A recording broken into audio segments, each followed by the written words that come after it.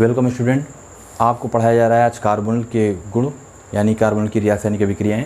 तो इनमें आपका है संघनन अभिक्रिया। संघनन अभिक्रिया का मीन्स हो गया कंडेंसेशन रिएक्शंस। तो आपको जानना है कंडेंसेशन रिएक्शन होते क्या हैं।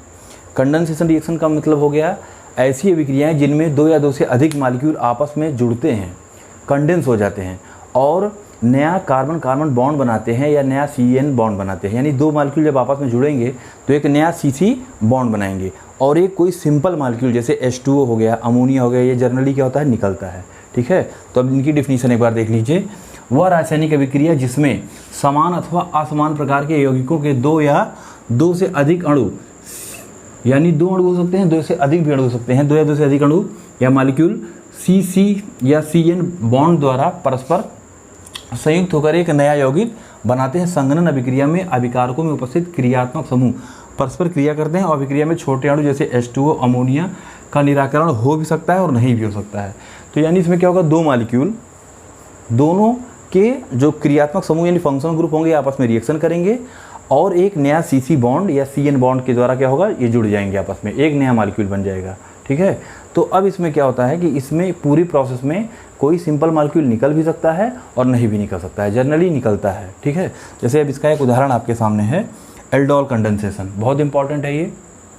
अब देखिए एल्डोल कंडेंसेशन इसको कौन देता है।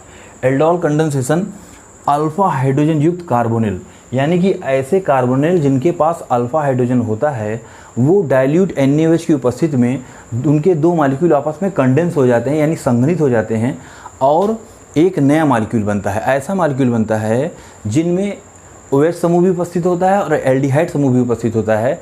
इसलिए ये बना हुआ नया मॉलिक्यूल दोनों की रिएक्शन देगा। दोनों की रिएक्शन क्यों देगा, इसलिए देगा क्योंकि उसके पास OH समूह भी है एल्कोहल का और CHO समूह भी है एल्डिहाइड का।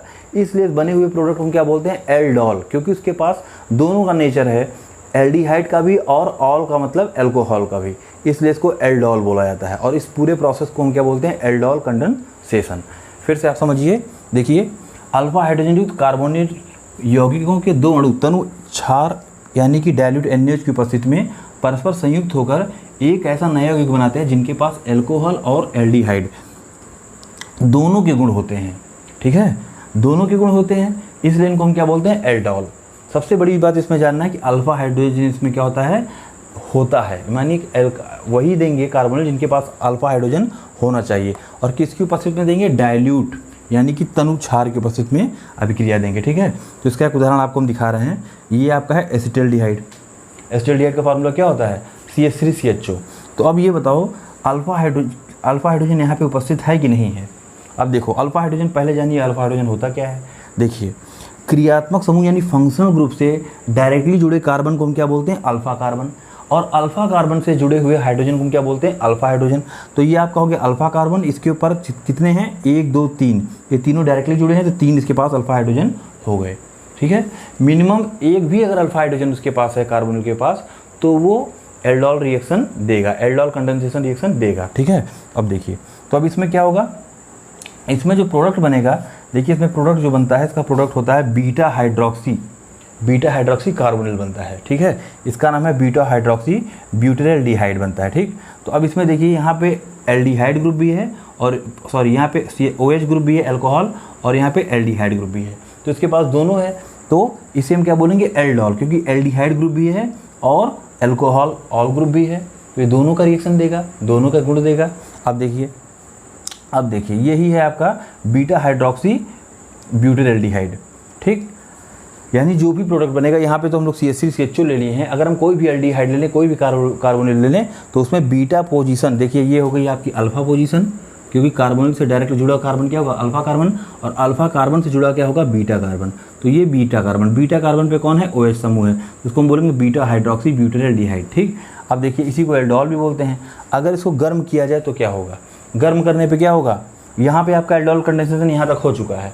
अब देखिए अगर हम यहाँ पे गर्म कर दें इसको तो क्या होगा, यहाँ पे दो बगल बगल कार्बन पे OH और H हैं, तो क्या होगा, यहाँ से H2O का मॉलिक्यूल इतना यहाँ से निकल जाएगा। ये देखिए विलोपन अभिक्रिया पढ़ भी चुके हैं, है ना, एलिमिनेशन रिएक्शन।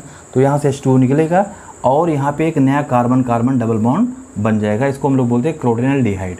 ठीक, यानी कि जो एल्डोल कंडेंसेशन हम कराए हैं, अगर इसको हीट कर दिया जाए तो यहाँ से देखिए H2O मॉलिक्यूल जो हमने बताया कि एक सरल मॉलिक्यूल का क्या होता है, निराकरण होता है। ये देखिए यहाँ पे निराकरण यानी कि निकल रहा है ना। तो ये आप जान गए कि एल्डोल कंडेंसेशन क्या होता है। ठीक, अभी आप आगे कैनिजारो रिएक्शन पढ़ेंगे तो वहाँ देखेंगे कि वहाँ पे अल्फा हाइड्रोजन नहीं होता है।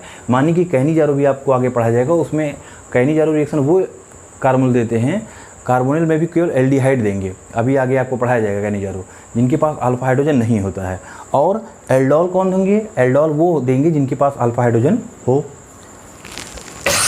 अब देखिए क्वेश्चन आपके पास है, अगर आप समझ गए होंगे ये पूरा तो आप बता लेंगे, निम्नलिखित में से कौन डाइल्यूट NaOH के साथ एल्डोल संघनन देगा।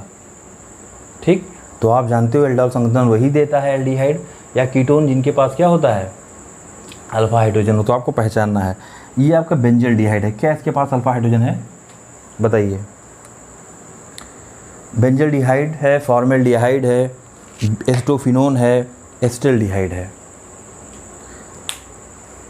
एग्जाम में हो सकता है आपके ये सब कुछ ना दे, सीधे नाम दे दे। जब आपका नाम दे देगा तो जब तक आपको स्ट्रक्चर नहीं पता होगा तब तक आप बता नहीं पाएंगे। तो देखिए हम आपको बता रहे हैं, बेंजल्डिहाइड ये होता है। बेंजल्डिहाइड में क्या होता है, ये बेंजीन रिंग है, इस तरीके से बेंजीन रिंग होती है, जानते ही हो आप लोग, ऐसे alternate double bond single bond यूं, और सब पे क्या होगा, हाइड्रोजन, और यहाँ पे तुम्हारा होगा CH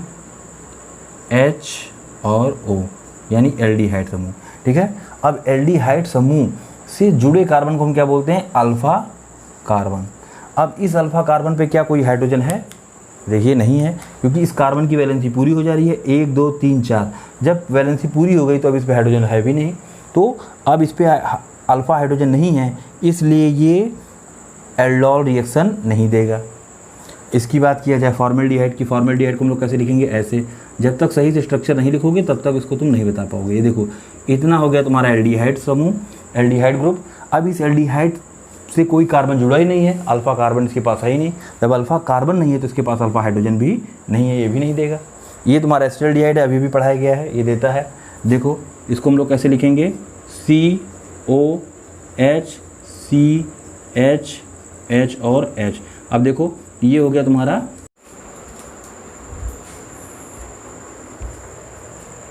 तो देखिए इनके पास अल्फा हाइड्रोजन है एस्टेल्डिहाइड के पास, इसलिए ये भी देगा। अब आपका है एस्टोफिनोन। एस्टोफिनोन क्या होता है, जब बेंजीन के ऊपर COCH3 यानी एस्टिल ग्रुप जुड़ा होता है तो इसको हम बोलते हैं एस्टोफिनोन। अब ये देखिए ये आपका हो गया क्रियात्मक समूह। इस फंक्शनल ग्रुप से कौन जुड़ा है, अल्फा कार्बन जुड़ा है।